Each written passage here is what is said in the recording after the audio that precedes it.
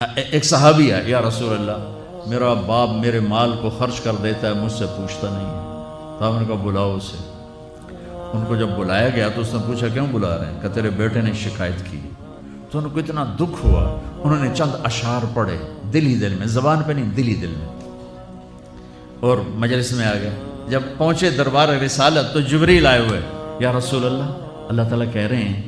اس کا مسئلہ بعد میں سنیں، اس سے کہیں وہ شعر سنا جو تو نے بیٹے کے گلے میں کہے ہیں، اور اب تیری زبان سے ادا نہیں ہوئے پر تیرے اللہ نے سنے۔ تو آپ نے اس سے فرمایا اچھا بھی تیری گل تو میں بعد سنوں گا، تو پہلے میں نے شعر سنا۔ انہوں نے کہا اشہد انک رسول اللہ، میں گواہی دیتا ہوں آپ اللہ کے رسول ہیں۔ یا رسول اللہ میں نے دکھ میں چند اشعار زبان سے نہیں دل ہی دل میں دہرائے تھے، اور آپ کے رب نے عرشوں پہ سنا، واقعی آپ کا رب بھی سچا اور آپ بھی سچے۔ آپ نے کہا کیا کہا تھا؟ غدوت مولودا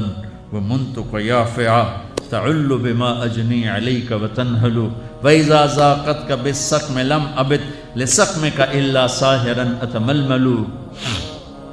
کأنی انا المتروک دونک بالذی ترکت به عینی وعینی تحمل تخاف الردى نفسی علیک وانها لتعلم ان الموت وقت مؤجل فلما بلغت السن والغایة التي الیها مدى ما فیک اؤمل جعلت جزائی غلظة وفظاظة كأنك انت المنعم المتفضل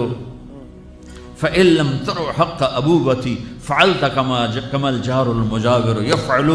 میرے نبی کے ٹپ ٹپ آنسو۔ کہا میرے بیٹے جس دن تو پیدا ہوا ہم نے اس دن اپنی ذات کے لیے جینا چھوڑ دیا، ہم نے تیرے لیے زندگی کا سفر شروع کیا، تجھے ٹھنڈی چھاؤں میں بٹھانے کے لیے گرم ہواؤں سے لڑا، تمہیں ٹھنڈی ہواؤں سے بچانے کے لیے برفانی راتوں میں کام کیا، تیری ایک مسکراہٹ دیکھنے کے لیے ساری ساری رات تڑپا، ساری ساری رات اپنے آپ کو کوہلو کے بیل کی طرح اپنی ساری جوانی کا رس نچوڑ کے تیری ہڈیوں میں ڈال دیا۔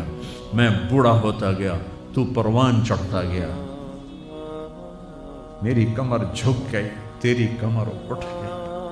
میری ٹانگوں سے جان نکل گئی، تیری ٹانگیں مضبوط ہو گئیں، میرے ہاتھ کانپنے لگے، تیرے ہاتھ مضبوط ہوئے، میں لڑکھڑانے لگا، تو اترانے لگا، تو مجھے خیال آیا کہ جیسے میں اس کے لیے دھکے کھاتا تھا، اس کی زندگی کی دعائیں مانگتا تھا، اس کے لیے تڑپتا تھا، چلو آج میرا یہ سہارا بنے گا۔ لیکن جب تجھ میں جوانی کی لہر دوڑی اور مجھے بڑھاپے نے کھا لیا، جب جوانی میں تجھ میں رنگ بھرا اور بڑھاپے نے میرے رنگ چھین لیے، جب جوانی تجھے سیدھا کیا، بڑھاپے نے مجھے ٹیڑھا کر دیا، کمر جھکا دی، تو ایک دم تو مجھے ایسے گھور کے دیکھنے لگا، تیری آنکھیں ماتھے پہ چڑھ گئیں اور تو مجھے یوں دیکھنے لگا جیسے میں نوکر ہوں، تو باپ، تو مالک۔ تو میں نے اپنی 30 سالہ زندگی کو جھٹلا دیا کہ ہاں میں باپ نہیں ہوں، میں نوکر،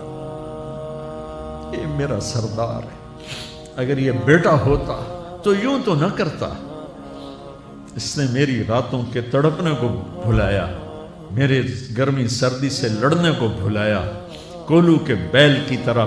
میرے چکر کاٹنے کو بھلایا،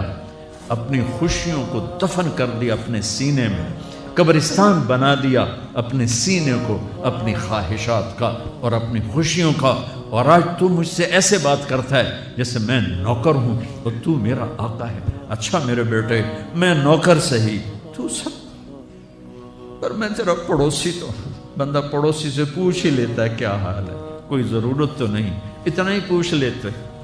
دیکھو میں آج رو رہا ہوں، یہ بڑے دردناک اشعار ہیں، میری اردو میں اتنی وسعت نہیں ہے کہ میں ان اشعار کا درد سمجھ سکوں اردو کے الفاظ میں، لیکن اتنا بتاتا ہوں کہ میرے نبی روتے روتے ہچکی لگی، اتنا روئے،